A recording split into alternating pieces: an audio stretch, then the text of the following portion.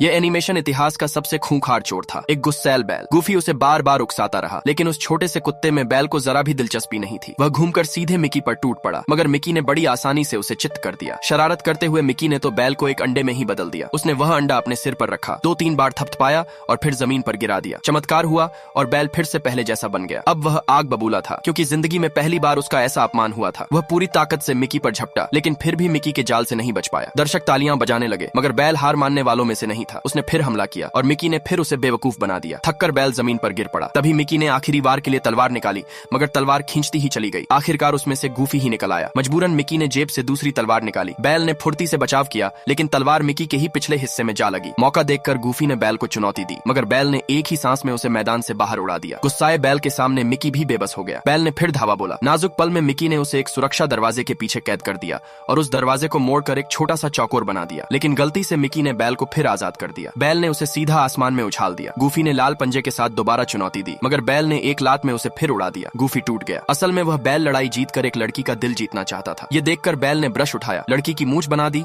और उनका मजाक उड़ाने लगा। इससे गूफी का गुस्सा फूट पड़ा। अगले ही पल गूफी ने बैल पर हमला कर दिया और आखिरकार वह अपनी मंजिल तक पहुंच ही गया। सब्सक्राइब कर लो, अगला पार्ट जल्द ही आएगा।